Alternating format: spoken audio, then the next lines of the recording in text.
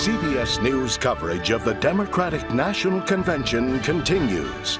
Here again is Katie Couric. Hi, everyone, and welcome to our live webcast from CBS News, which is great to have tonight because we didn't have too much time to basically dissect Barack Obama's acceptance speech. As you can see, the stage is still filled with the families of Barack Obama and Joe Biden. Apparently, the children of both families have become fast friends. Sasha and Malia having slumber parties with Joe Biden's grandchildren. That's the foursome. You're going to see a lot of images of this in the weeks and months to come. So let's get right to it. Bob Schieffer, I know you said you thought he hit most of the points. Tell me what you didn't hear. Was there anything you didn't hear that you think you should have? Well, I thought he did hit all that. I thought he did touch the bases. I mean, he talked about, and I thought he did it in a very deft way. He talked about the problems that people are facing. I mean, most Americans, Katie, and I think you would agree with, their lives revolve around their children. Their whole reason for their lives is to make sure their kids have a better place than maybe they had. He talked about... this, by the way, is the first generation coming up that may not do as well as their parents. Well, exactly. But he said, he said his wife and he said he himself got to where he was. They got there because of education. And he said, I will not stand for an America that does not allow that for every single child. That's what America is all about. Byron Pitts is with a delegate who's apparently overcome with emotion, or that's what I was told, Byron. Hey, Katie, this gentleman from Spokane, Washington. Sir, I've watched you cry and weep for nearly a half hour. Why? Because I love this country. I love Barack Obama. He's bringing us all together, no matter what your race is, no matter what your gender is, it doesn't matter. It matters about all of us being together now, again. We did it back with Martin Luther King. We did it back with John F. Kennedy, and I saw that. My mother was the first black female legislator from the state of Washington, and she's gone now, but she's at heaven looking us down on us right now, seeing us come together as a country. Sure. Katie, this young lady here is one of the many young people we've seen today.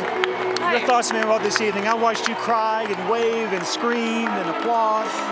Barack Obama, he did everything I'd want him to do as an ethical leader. He actually talked about the tough issues. He mentioned abortion and immigration and gay rights, and he didn't shy away. And he's going to be the president that's going to lead our country to actually have a discussion on all sides and find solutions that the Bush administration and the McCain administration would never be able to find. I'm just so excited to be here. It's such a blessing.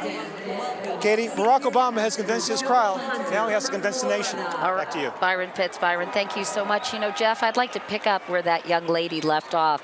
I was interested to hear how he did deal with abortion, gay rights, immigration, and talk about these things.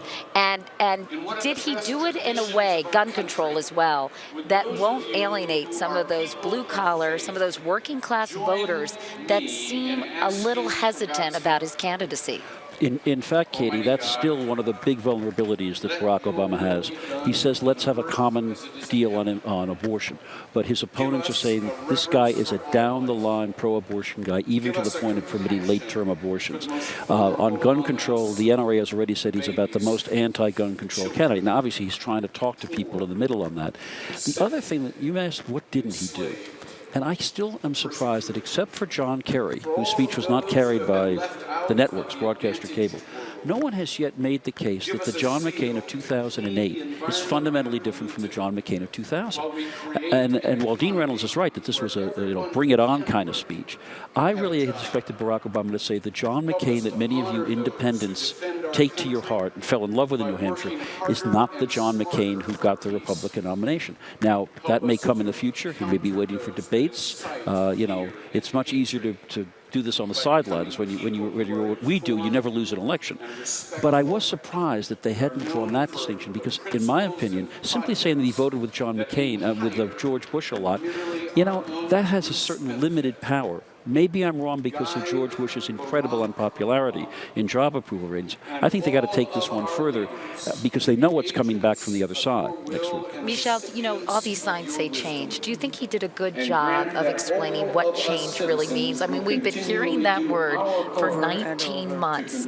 And do you think people have a better understanding of his perception of that? Well, he came in with this 4-point plan to talk about some of the things that he's going to do. So he did a better job. A lot of people have been listening to him talk about change, and they say change won't buy gasoline when it's $4 a gallon. Hope won't put groceries on the table. So he really had to come here. And so therefore, because he's got to underscore the message. He can't just do the job here tonight. He's got to then take that and hit that on the road and make that case time and time again. It's a pretty hard venue to really get down to brass tacks, but at least he started on that road, didn't he? It's the beginning of that journey. He's got a long way to go. On the count of three. Let's go, and you have to keep the mic closer to your mouth, I'm told. Okay.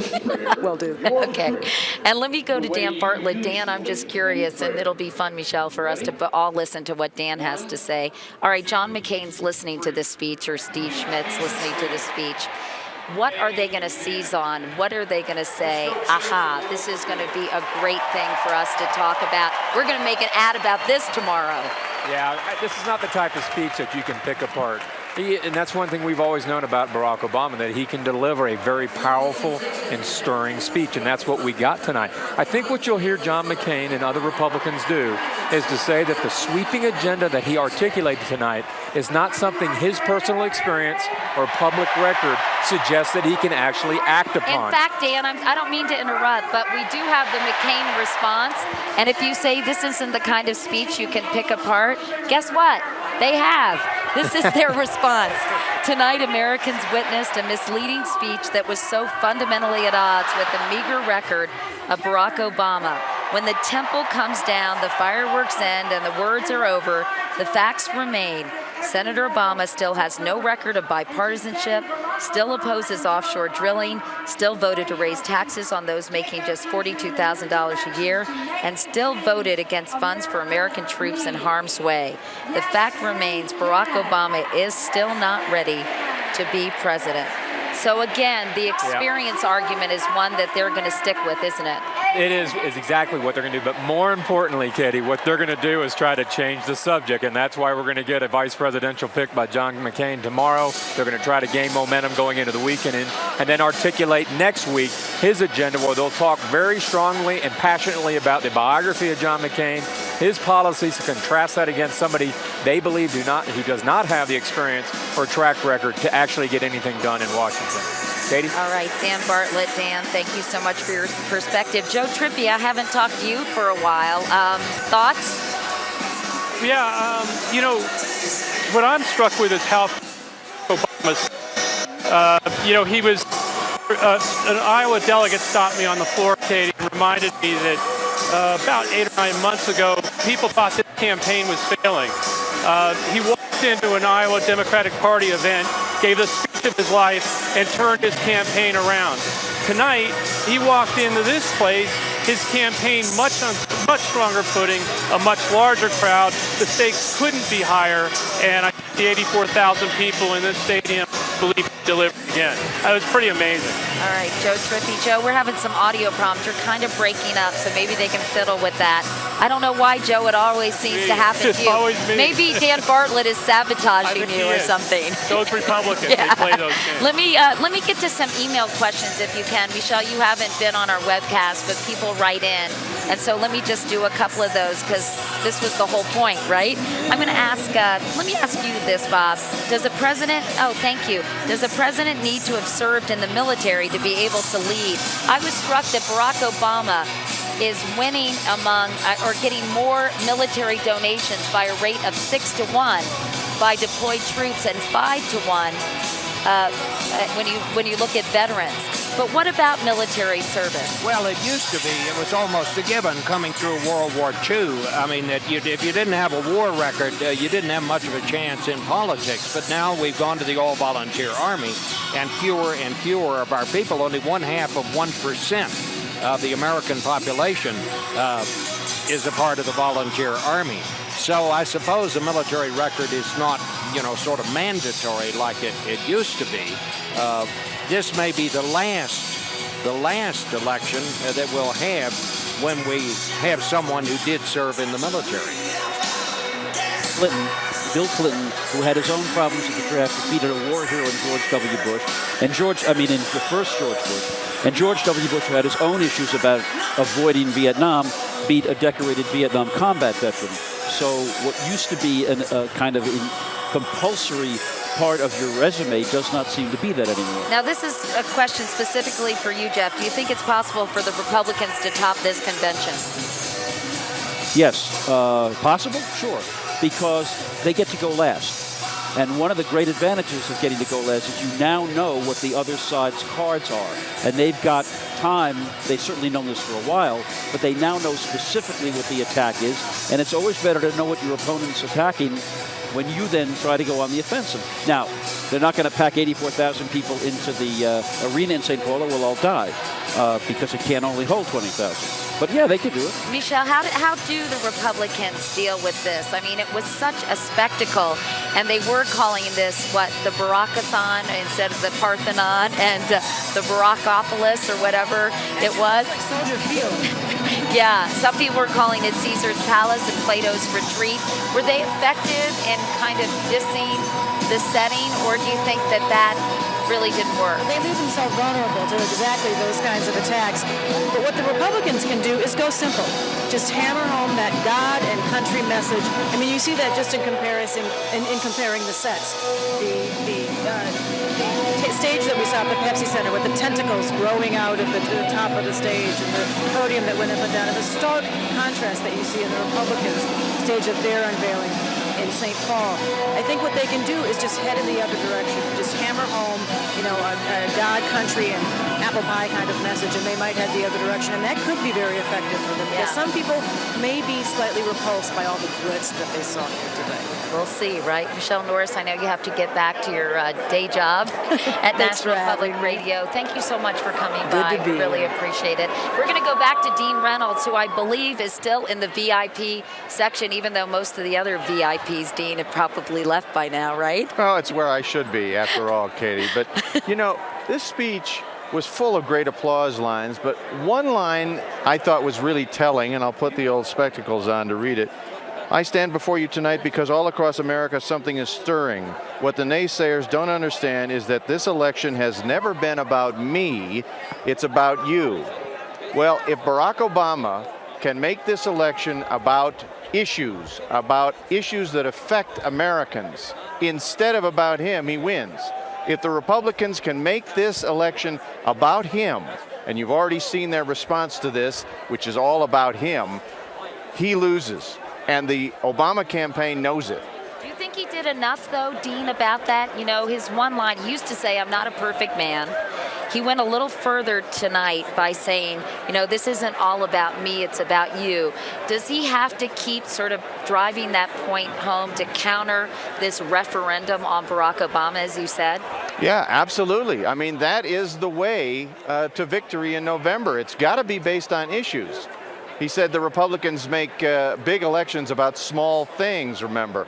They're going to try to make it about just this guy's personality. They already have. And they've closed the gap by turning him into a celebrity of some kind. But now, of course, he's focusing on McCain's judgment. Right. And, as I said before, his temperament, which is kind of a snarky way to get at the age issue. We've already heard him describe McCain as asleep at the switch, or out of touch, or just not getting it. I was going to say, tonight he said he just doesn't get it. It's not that he doesn't care. It was almost kind of patronizing, wasn't it? He just doesn't get it. I have a quick web question for you, Dean, since I know you love our webcast so much. Okay. Okay. Mike from Virginia writes, did Senator Obama seem to overpromise? Is there anything he won't attempt to fix? And someone else kind of echoed that by saying, how do the Democrats and Obama plan to fund new initiatives like universal health care when our federal government is in a deficit position? So that's the question. Is it sort of like, wow, is this too much? Is he overpromising? Well, of course, he says he's going to end the war. There's $10 billion a month right there. That's money in the bank if he keeps that promise, and he would he says he would turn that money over to domestic issues of necessity to the American people.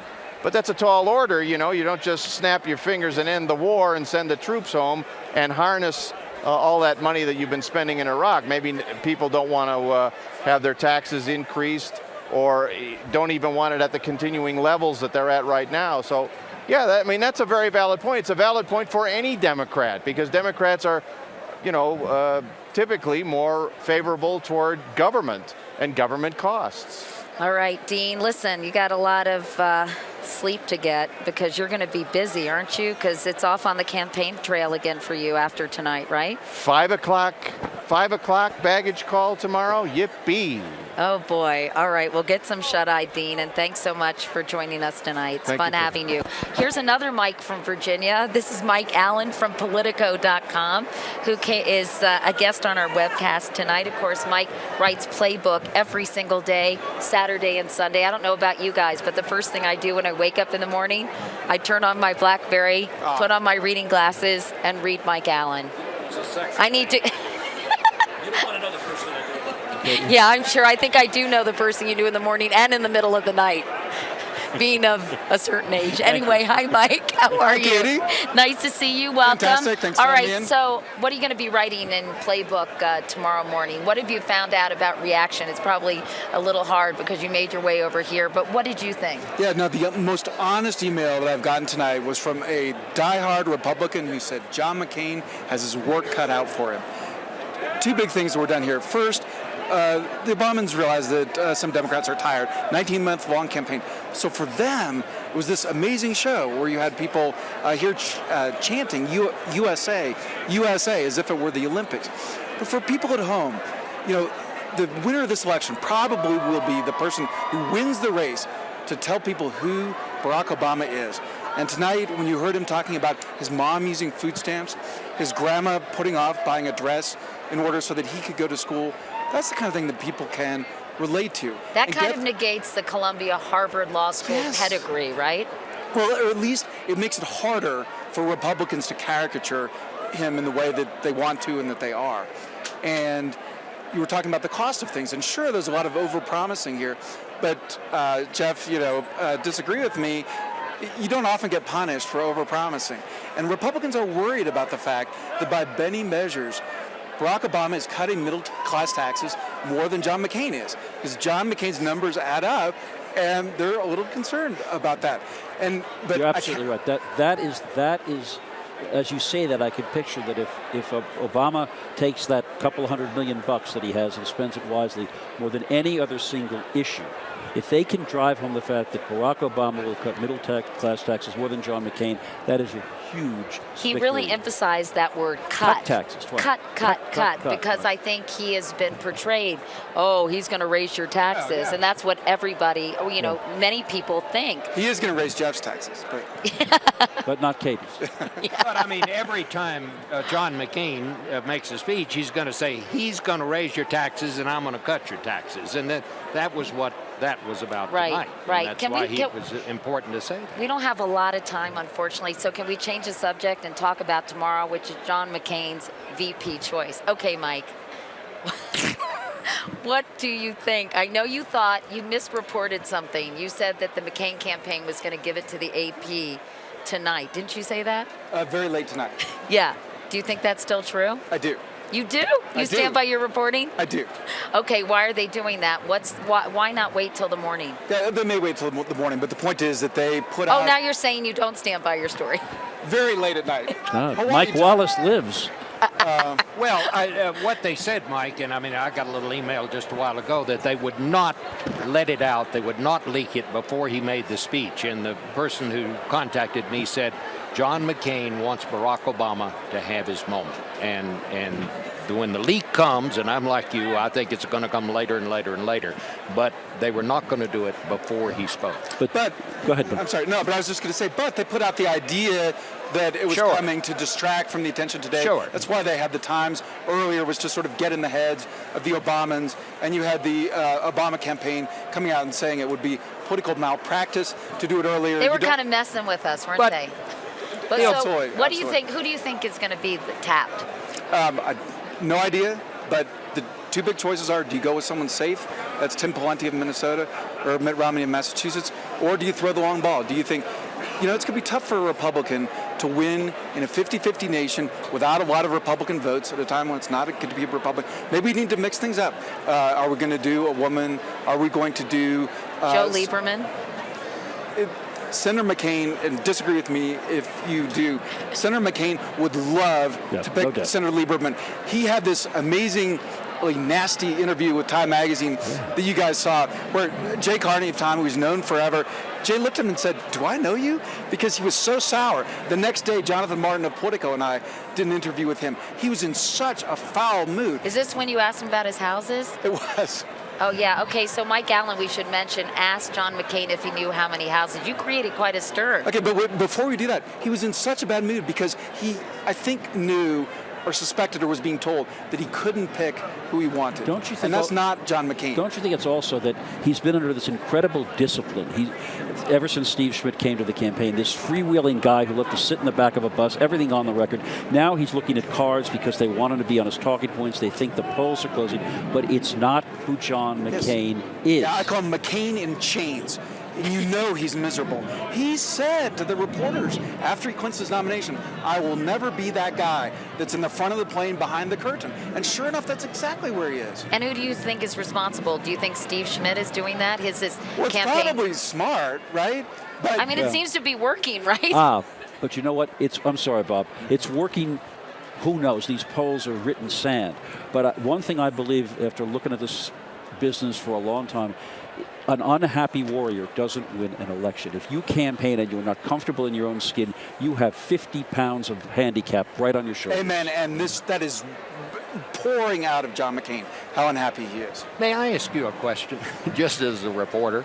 What prompted you to ask that question? How many houses do you own? It had come up in a couple of comments that Democrats had made. David Axelrod on Somebody's Air had said that John McCain might have thought about this when he was on the porch of one of his 7 houses. And I think that McCain was thinking of it overly technically. I think he was thinking of it as a question about parcels of real estate. Right. When in fact we think of a house as a place where we sleep, right? He lives in Sedona. He lives in Crystal City. He maybe sometimes goes to Phoenix. But he was thinking of it in an overly technical way. And he did not want to be there. He was annoyed about the Veep stuff. He warmed up a little bit when he found out we were going to ask him about other things. But at first, he's known John Martin and I forever. And when we started out, he wouldn't even look at us. He was doing the passive-aggressive thing of looking here when I'm talking to you. It was exactly what he did with the Time Boys. Wow. Interesting. I like Mitt Romney's answer when he was asked that question, how many houses? He said 1 fewer than John Kerry. By the way, it's 4, so if he's the guy, look for the totals to be part of the story. Katie, should we bring, since this is a webcast, this rather interesting flashback to the John Edwards story that I mentioned? Go for it. In acceptance speeches, you're always supposed to list all the people who ran against you and praise you. My good friend, and the courageous Dennis Kucinich, and Mike Gravel. Right. Well, Cheap Grace. Well, guess what didn't happen tonight and why? The only opponent he mentioned was Hillary Clinton. And my guess is if he had to list all the other candidates he ran against, he either had to mention John Edwards or conspicuously leave him out. Or he could have just said, and John Edwards. Yes, he could have. I mean, I think it was I realized this is not the defining moment of the campaign, but as a retired speechwriter, I thought, that's interesting. And then, of course, the reason's obvious. You don't want anybody to think about John Edwards on a Well, I think if he had mentioned John Edwards, someone would suggest that he be committed. I think it's yes. I think it's pretty clear why he did. Oh, yes. Can I don't know if we have time. Can I ask 2 more web questions, Rick? Or do we have to 1 more web question? Oh gosh. Okay. Somebody asks about the staging, but I'm not going to waste my. Not that that's not a good question, Sarah from Riverdale, about the staging. Who put it together? I don't know, but I know Davis Guggenheim, who produced Inconvenient Truth, did the documentary before Brock came on stage. That's kind of interesting. John from Youngstown, Ohio asks, do you think that more Senator Clinton supporters have come over to Senator Obama after tonight, in addition to those who claim to be supporting Senator McCain? And he says, I know I have. How's it going on that front? Anyone care to weigh in? One. Yeah, there you go. Well, John from Youngstown has come over. He's crossed over. The Clinton voters clearly were drawn to her very specific economic programs. The whole idea behind their support for her was this is a bright young man, but she's got answers. I think those voters, Democrats who wanted to hear economic answers, they had a lot to like about the speech. I think they did get a lot of but we'll find out. I mean, there's no way we can know. I thought Michelle Obama was really graceful today when I talked to her. She said, you know, if I had my candidate hadn't won, I'd have hard feelings. It just takes some time to heal. And I think part of it is time, you know, and just kind of settling into this new reality. What do you think, Mike? Yeah, you really start to look like the dead enders, the bitter enders, they call them. But even more surprisingly, I bet he won over John McCain voters tonight. You know, you're finishing with Brooks and Dunn. When was the last time that Jesus got a shout out at a political convention? And at a Democratic political convention. And he gave middle of the road voters, Republicans who, for whatever reason, don't like John McCain, he gave them the chance to like him when he was talking about paying for things, accountability. That's big with voters in focus groups right now. And a great moment when he said, listen now, when he went into how he was going to pay for things. And I bet that really connected with people. Came out with a sort of soft, understated lighting music at the end. You had him with the kids. You saw him picking confetti off his kids. I can see a lot of people relating to that, who would have been very skeptical of this exotic name, this exotic biography. All right, Rick Kaplan is saying to me, say goodnight, Gracie. So I guess that means we have to close things. And I have so much fun just talking to you guys. Maybe we can stick around and chew on this stuff a little bit more. Actually, Rick Kaplan is going like this, and he's 6'6", and he's walking my way. So anyway, okay. He's going to take my mic. Go away. Go away. Jeff Greenfield, Bob Schieffer, Mike Allen, thank you so much for coming by. Good night, Katie from Virginia. Thanks being for part having of our, Mike from Virginia, being part of our webcast. And on to St. Paul, right? Don't call it Minneapolis. I got in a lot of trouble, Mike. Yeah, just like don't call this Invesco here. They insist it's Mile High when you're here. No corporate really? sponsorship. Okay. Good night, Katie. Okay. Good night, Jeff. Good night, Bob. Good night, Mike. Good night, everybody. Thanks so much for Good night, email Glenn. questions. Oh, yeah, Keep watching them St. coming Paul. for the Republican National Convention. I said, you told me to say goodnight. Now you're telling me to talk some more. We're doing this in St. Paul. So please keep those emails coming. And thanks so much for writing in the ones that you did. Good night, everybody. That's my cue.